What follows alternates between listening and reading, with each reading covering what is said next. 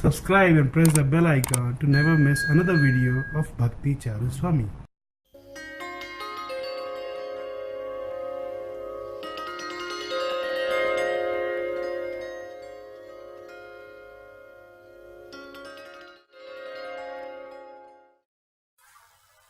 Hare Krishna. Om Namo Bhagavate Vasudevaya. Om Namo Bhagavate Vasudevaya. Om Namo Bhagavate Vasudevaya.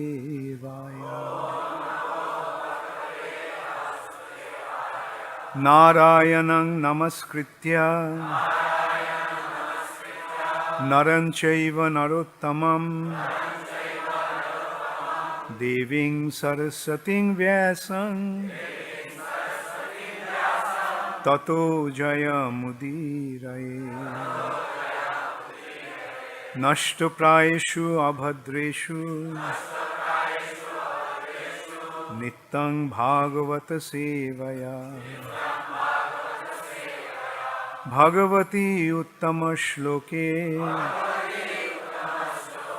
Bhaktir Bhavati Naishtiki.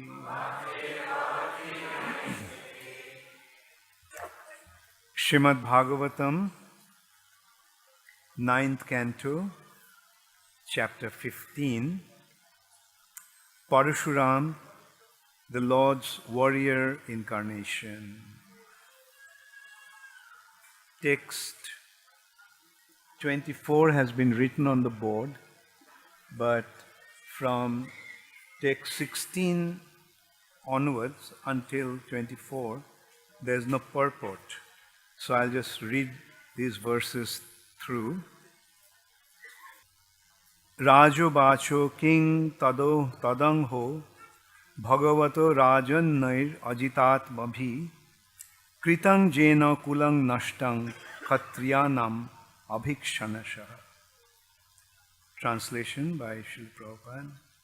King Parikshit inquired from Sukadeva Goswami, what was the offense that the Kshatriyas, who could not control their senses, committed before Lord Parashuram, the incarnation of the Supreme Personality of Godhead, for which the Lord annihilated the Kshatriya dynasty again and again.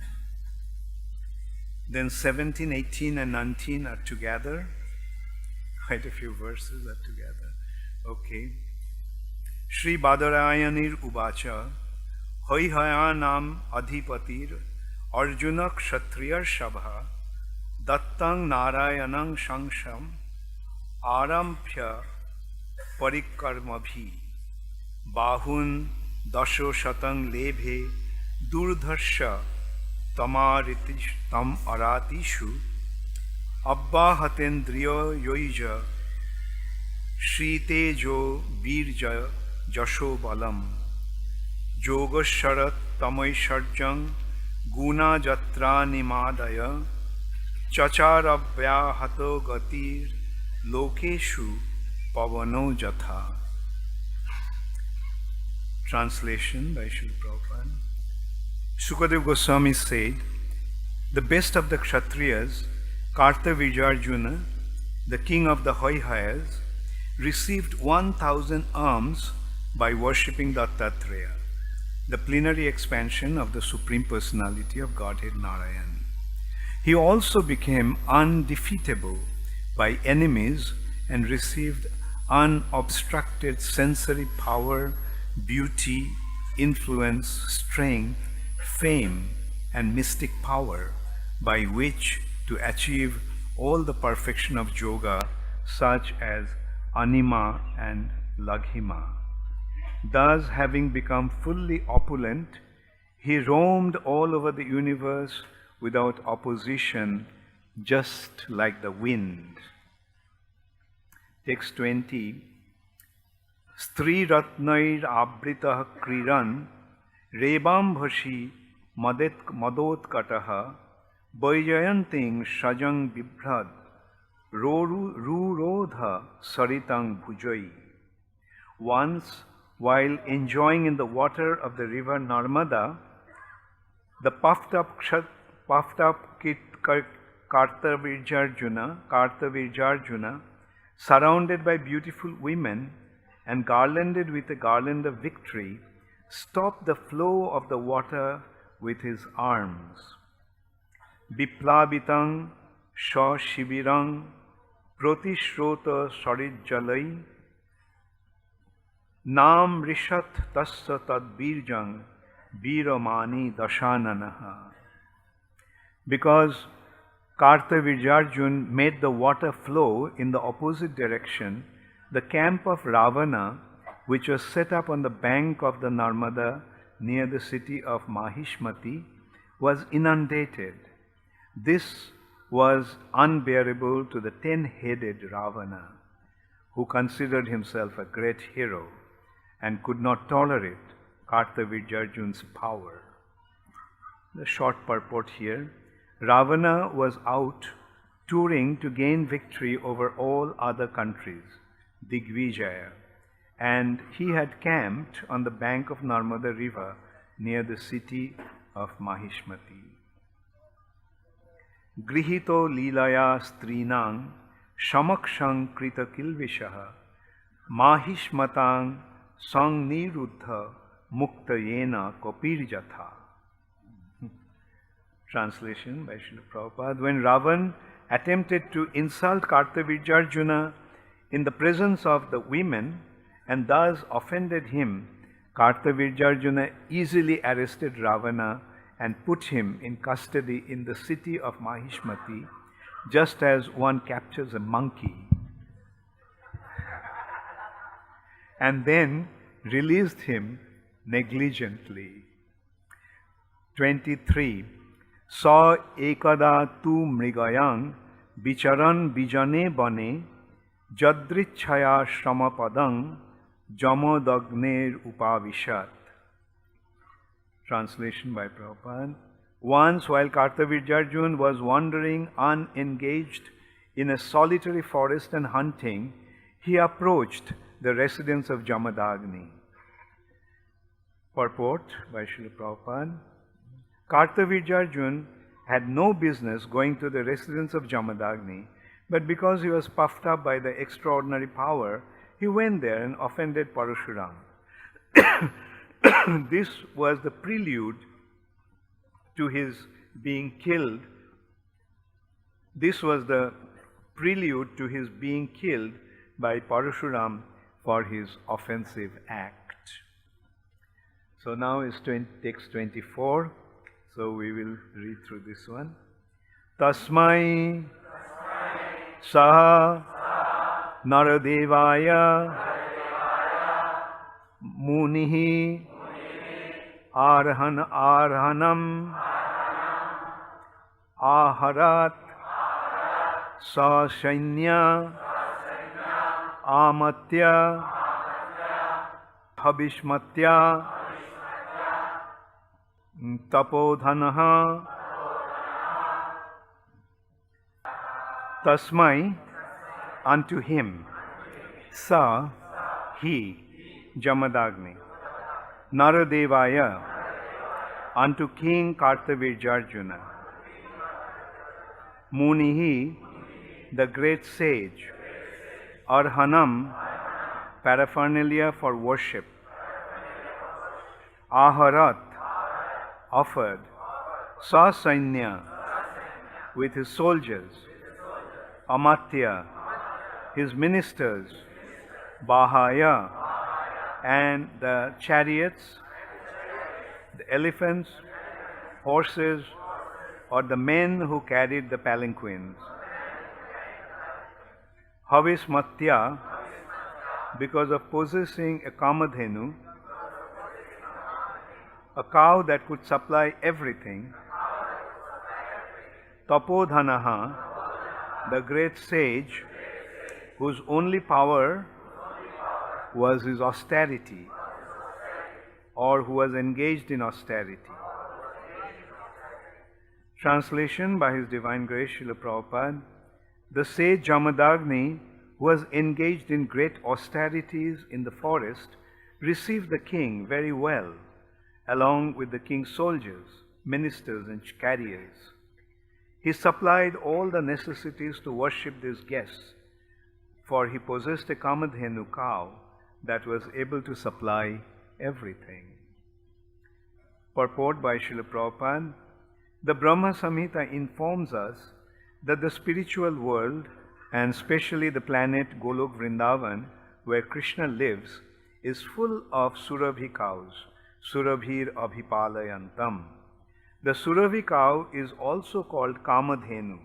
Although Jamadagni possessed only one Kamadhenu, he was able to get from it everything desirable. Thus he was able to receive the king along with the king's great number of followers, ministers, soldiers, animals, and palanquin carriers. When we speak of a king, we understand that he is accompanied by many followers. Jamadagni was able to receive all the king's followers properly and feed them sumptuously with food prepared in ghee. The king was astonished at how opulent Jamadagni was because of possessing only one cow, and therefore he became envious of the great sage. This was the beginning of his offense. Parashuram, the incarnation of the Supreme Personality of Godhead, killed Kartavirjarjun because Kartavirjarjun was too proud. One may possess unusual opulence in the material world, but if one becomes puffed up and acts whimsically, he will be punished by the Supreme Personality of Godhead. This is a lesson to learn from this history, in which Parashuram became angry at Kartavirjarjun and killed him and rid the entire world of Kshatriyas 21 times. Om Ajnanatimirandhasya Jnananjana Shalakaya Chakshurun Militang Jena Tasmai Shri Gurave Namaha Shri Chaitanya Manobhishthang Sthapitang Jena Bhutale Swayam Rupa Kadamaiham Dadati Swapadantikam Shri Krishna Chaitanya Prabhu Nityananda Shri Advaita Gadadhar Shivashadi Gaura Bhakta Vrinda Hare Krishna, Krishna Krishna, Hare Hare, Hare Rama, Rama Rama. So actually we are covering 8 verses here and gives a very detailed history about what happened. Parikshit Maharaj asked from Sukadeva Goswami, what was the offense that the Kshatriyas who could not control their senses committed before Lord Parashuram, the incarnation of the Supreme Personality of Godhead, for which the Lord annihilated the Kshatriya dynasties again and again. So in response to that question, Parikshit Maharaj was informed that Parashuram, who is an incarnation of the Lord, Shaktavesh avatar of the Lord, he annihilated the Kshatriyas 21 times. So his question is inquiring, what did the Kshatriyas do that Parashuram became so angry with them and annihilated them? Jayadev Goswami in Dashavata Stotram actually mentions that also. Kshatriya Rudhira Mae Jagad Apagata Papam. The world became filled with sinful activities, and he washed away those sinful activities with the blood of the Kshatriyas, Parashuram. And when the Kshatriyas are meant to function under the guidance and authority of the Brahmanas. If the Kshatriyas become independent, then they become tyrannical. They become despots, whimsical, tyrannical kings. And that must have happened at that time, and which started with the offense committed by Kartavirjarjuna. Kartavirjarjuna was a very, very powerful king. He worshipped Dattatreya. Dattatreya also is an incarnation of the Lord, the son of Atri, or Brahma's grandson. Brahma's son was Pulasta, Pulaha, Atri, Maricha, Angira. So Atri Muni's son was Dattatreya. And he was an incarnation of the Supreme Personality of Godhead. So, actually the history is there in Mahabharata, in more detail, that actually when Kartavirjarjuna's father died, he was quite young. His father's name was Kritavirja. In the Vedic culture, the son gets the name according to the father. Often, not always. Just like, for example, Dhritarashtra's sons are known as Dhartarashtra. Similarly, Kritavirja's son was Kartavirja. His actual name was Arjun, but he was called Kartavirjarjuna because he was the son of Kritavirja. So Kritavirja was a very powerful king. Jai Shri Shri Radha Madhava ki jai, Shriman Mahaprabhu ki jai, Shakhi Brinda ki jai. And when he died, he had 3 brothers, and so the consideration was who would ascend the throne, who would inherit the kingdom. And at that time, Brihaspati suggested that, Garga Muni, their family priest. We must remember, so this is the Chandra Vamsa, the moon dynasty. And in this dynasty, Krishna also appeared. Therefore, their Kula Guru, the king, the priest of the dynasty was Garga Muni since the beginning. So Garga Muni suggested, no, Kartavirja, although he was young, let him become the king. And Kartavirja refused. We can see that he was such a noble person. He said, look, I am not qualified to ascend the kingdom. I don't know how to take care of my citizens. Then Garga Muni suggested that you go to Dattatreya and study under him. You serve him and get the wisdom from him. And so he went to Dattatreya's ashram, and he served Dattatreya very nicely, and as a result of that, when he finished his study, Dattatreya wanted to give him 6 boons. And he asked for those 6 boons. His first boon was, please give me the ability that I can take care of my citizens properly. So this is actually the qualification of a proper king. His first consideration is to take care of his citizens properly. And then he asked, because he was a Kshatriya, he wanted immense power, and he wanted 1,000 arms. So that's how he actually got 1,000 arms. He also asked a boon that these 1,000 arms won't become a liability to my body, but it will become the strength for my body. Then he also asked for that he would never be defeated by any enemy. In this way, he asked for 6 boons, and Dattatreya was so pleased with him, the way he asked these 6 boons so appropriately. He wanted to give him 2 more boons. And one of the last boon out of the 2 was that, please allow me to die with someone who is greater than me. And so we can see that Kartavirjarjuna was actually a very noble person.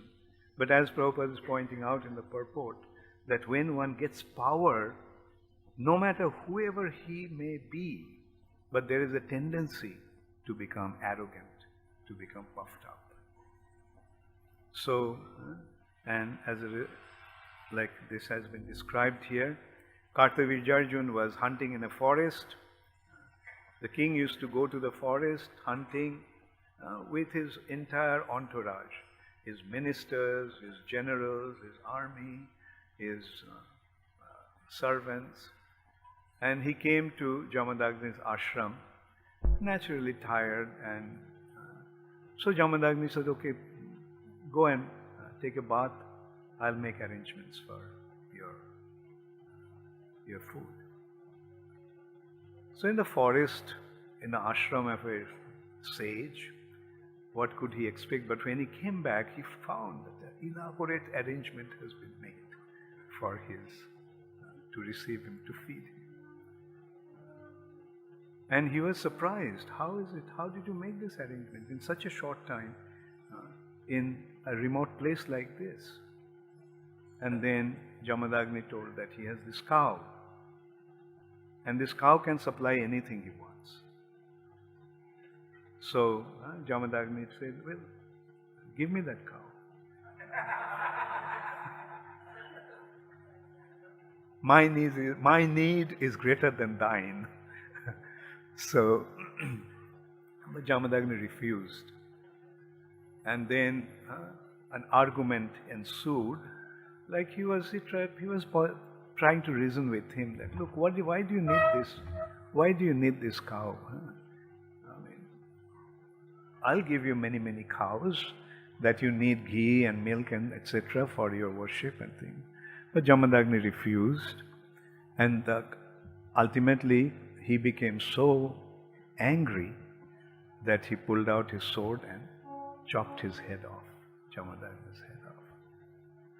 Parashuram was not there. Parashuram is the son of Jamadagni. So Parashuram, when he came back, he saw what happened. His mother, Renuka, told him what happened. Parashuram just went to confront him. Kartavirjarjun, with his 17 Akshohini soldiers, attacked Parashuram. And Parashuram wiped them all out. How is it possible? Like the question actually naturally comes, how can one man, how can one person annihilate millions of soldiers in this way? And not only ordinary soldiers, they are very, very valiant, expert warriors. And the thing is that we have to understand that these personalities are not ordinary personalities. They are endowed with superpower, celestial power, divine power. And with that power they can, and an example can be given in that respect. Like, is it difficult for a human being to kill 25 million ants? He can crush them in no time. So these personalities are so powerful that compared to their power, these soldiers and all, they were just like a bunch of ants. And that's why they could actually. And Parshuram did that with, his weapon was only two things. One axe, and the other is a bow. And the bow was given by Lord Shiva, that he received from the Lord to kill Tripurasura.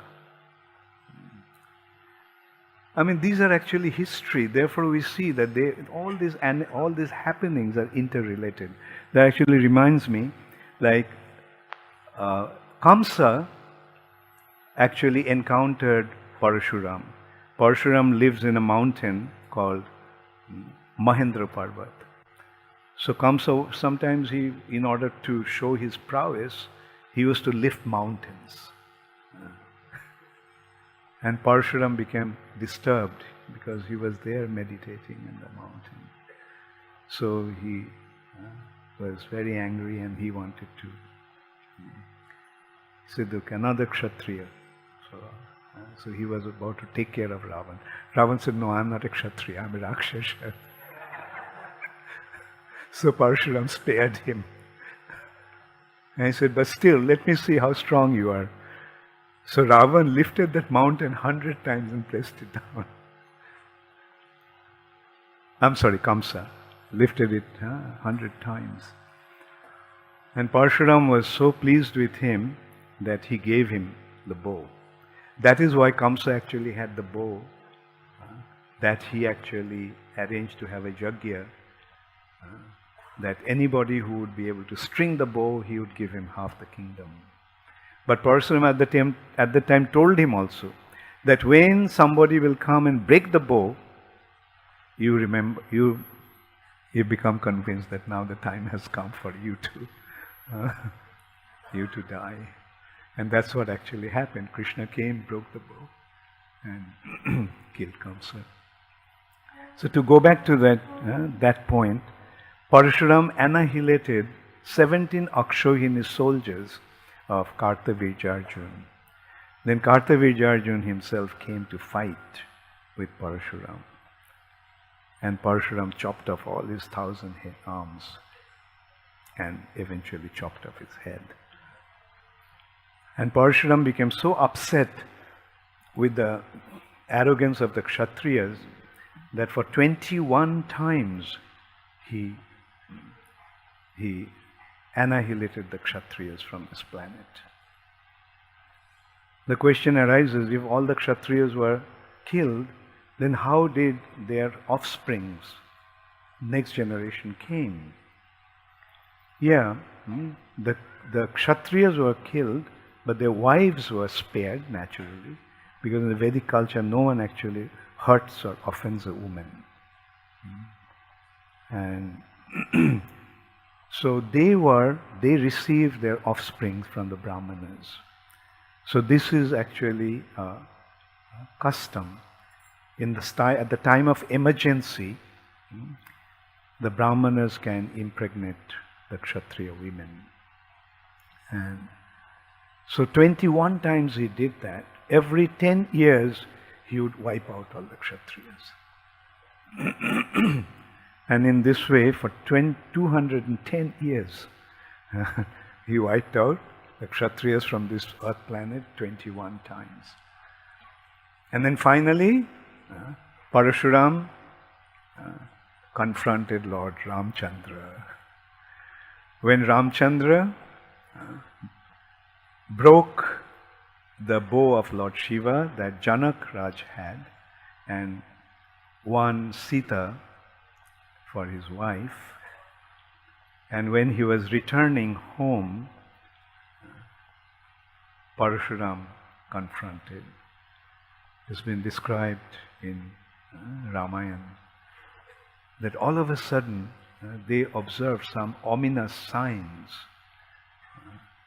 The animals were moving in a certain direction, the jackals were barking, howling in the day, and all of a sudden the sky became overcast without any reason.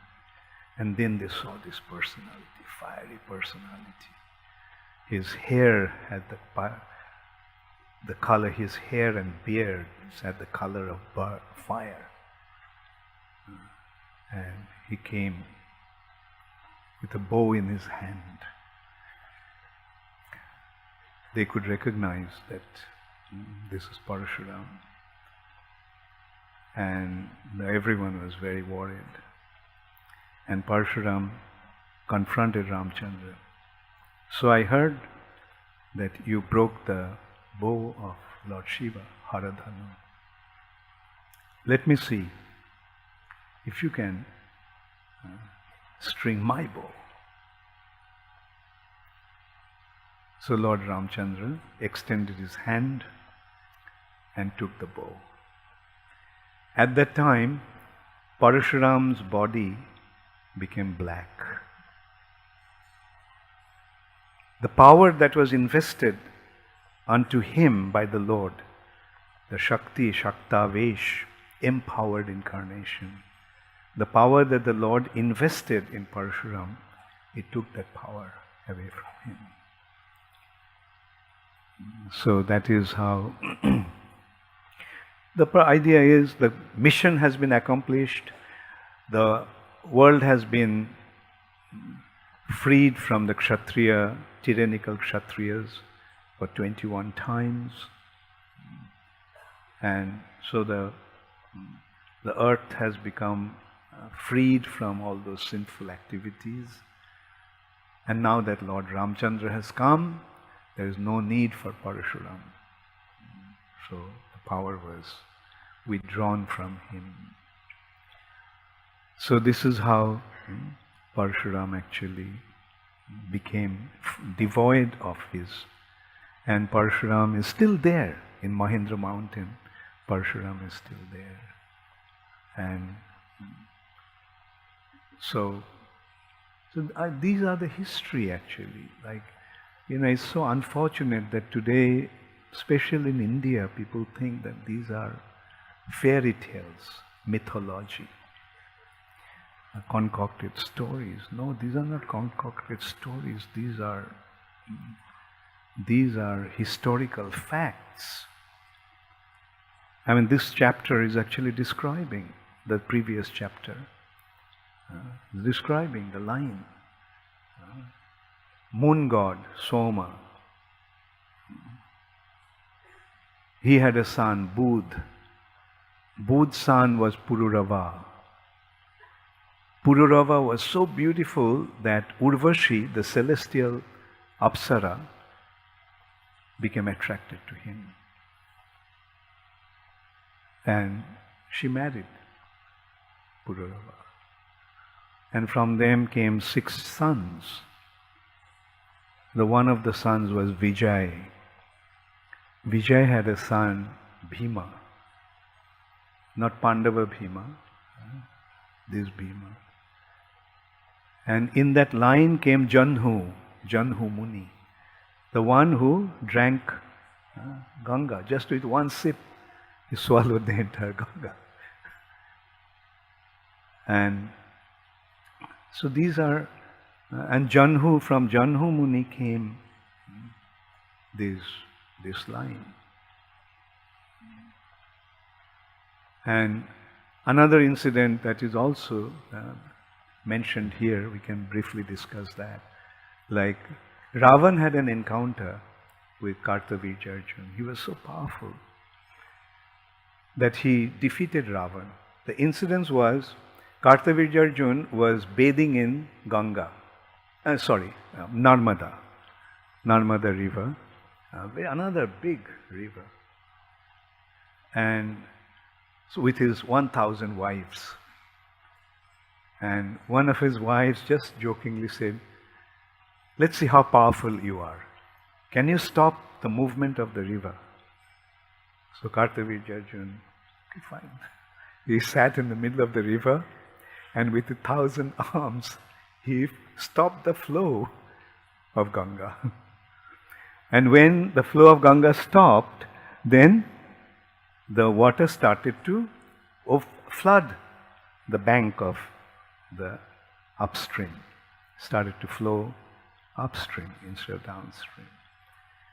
And at that time, Ravan had his camp on the bank of Narmada, and his camp got washed away. So he was another arrogant person. He said, "What happened? Why the river is flowing this way?" He sent his ministers to find out what happened. So his ministers came and reported that there is one person with his 1,000 arms, stretching his 1,000 arms, he has stopped the flow of Ganges, flow of the river, Narmada. So Ravan said, "Oh, such an arrogant person trying to display his power." And he went and in front of his wives, he started to insult Kartavija Arjuna. Ravan was also another very powerful person, extremely powerful person. He defeated all the demigods. And Kartavija Arjuna fought with him. And with one stroke of his mace, Ravan became unconscious. Then he tied up Ravan, hands and feet, put him on a cage and placed it in the city center so that everybody could watch. And that's why it has been said, Kapivat, like a monkey. Like sometimes a monkey is put in a cage for people's entertainment, Ravan was put in that way. And Ravan's pride was completely shattered. And then Ravan's grandfather, another son of Brahma, Pulasta. Pulasta is Ravan's grandfather. Pulasta's son was Vishrava. Vishrava's son is Ravan. So Pulasta came and appealed to Kartavijaya, please release him. So Kartavijaya let him go. So these are not fairy tales, these are not mythology, they are factual things. Like we can see the entire line, a family line is there described, like in this 9th canto is describing them so beautifully. And that is there in so many other Puranas, and they are not contradicting. They all are saying the same thing. In all the scriptures we'll find that Ravan's father is Vishrava. And who is Vishrava? Son of Pulasta. Who is Pulasta? Son of Brahma. Brahma created 10 sons out of his mind, Manasaputra. And one of them is Pulasta. The youngest of them all was Narad Muni. So these are facts. Anyway, so I'll just leave some time for question answers. Thank you. Yes, Hare Krishna. Yeah, the mic, please.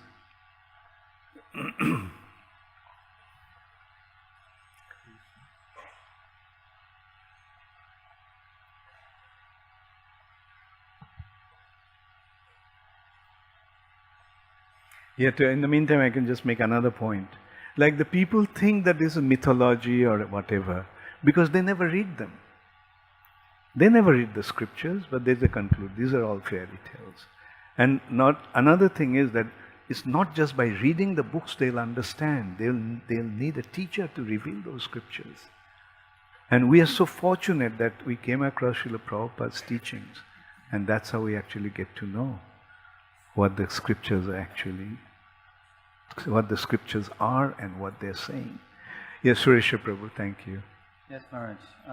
So 21 times Parashuram killed the Kshatriyas for the offense of Kartavya Arjuna. So it really sounds like overkill. Is this discussed anywhere in the Shastras? Why 21 times for the offense of one Kshatriya? Well, it says 21 times. I don't know the secret behind that. Okay. Also, Dhruva did that too with the Yakshas. So, and then, Swayambhuva Manu had to come and stop him. But you don't know where that might be discussed. One thing can be related to that, you can say, that when Parshuram killed Kartavya Arjuna, he assured him just for his 3 generations he would kill his descendants. And each one had 70 years to stay. And so 3 sevens are 21. And he was annihilating them every 10 years. So 21 times.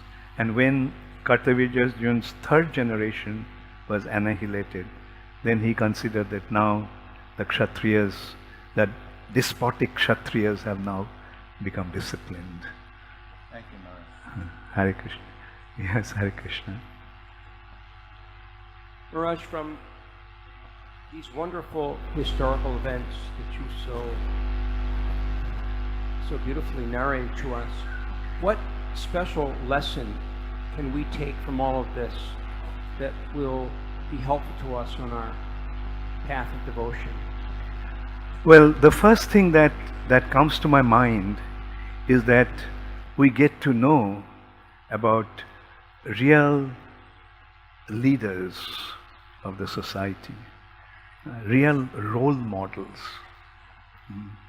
That's one thing. Another thing is the option that we have of either become virtuous or sinful. Is better to be virtuous than sinful.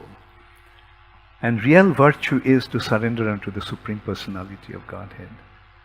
So these are the lessons that the scriptures are always pointing out. Never deviate from the path of Dharma. Dharma is the law given by the Supreme Personality of Godhead in order to make everyone submissive unto Him. And since He is the Supreme Lord, to be submissive unto Him is the ultimate goal of life. And those who go against the Supreme Personality of Godhead, they meet an unfortunate end. Very nice, thank you. Thank you. Yes. Hare Krishna, Maharaj. Mike, just pass them. Badrinath Maharaj. Yeah. Yeah.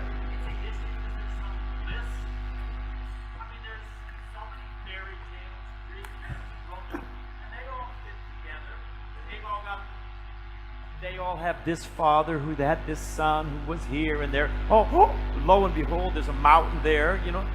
I mean, you got thousands of years. You can put the history together. You can fabricate and correlate, and over time you get a seamless scenarios. So just because there's a list that fits together, I've got to believe there's a guy with 1,000 arms? Come on. I'm just doing my job. Okay, response. Just doing my job. Response. If an insect like a centipede can have 100 legs, why can't a human being have 100?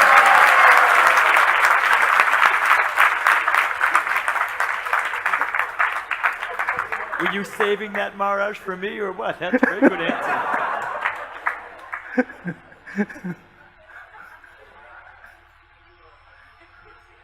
Yeah, Maharaj, give the mic to...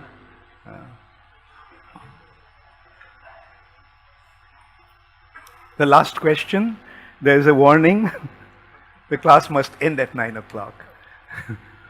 And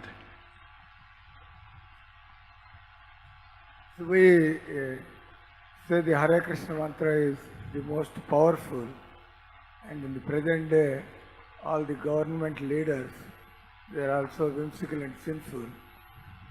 Does it mean that sometime the devotees are going to take over, topple and correct the world situation?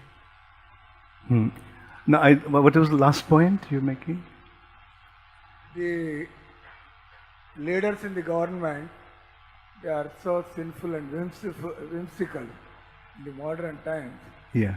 And so many devotees are chanting the most powerful Hare Krishna mantra.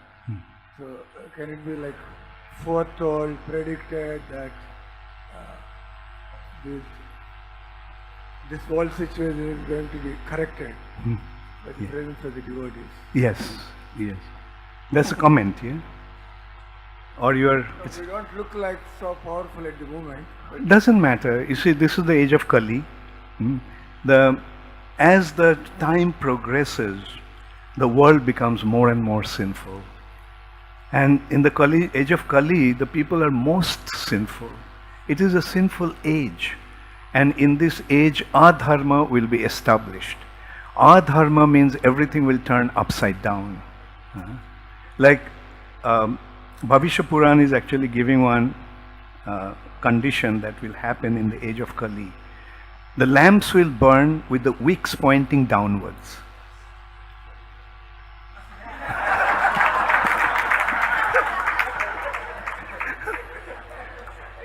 So everything turns upside down in this age. But, as you rightly said, Sankirtan movement started.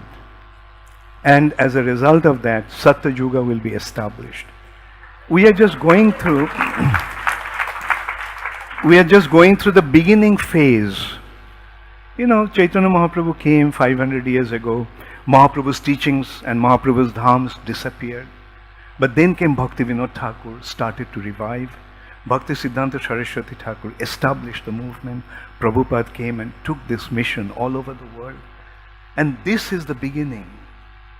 You know, Prabhupada's coming and establishing Krishna consciousness, fulfilling the prediction of Sri Chaitanya Mahaprabhu is just the beginning. And we can't even imagine what's going to happen in course of time. Satya Yoga will be established. Thank you so much. Very well. Thank you, Hare Krishna. All glories to Srila Prabhupada. Gaur Premanand.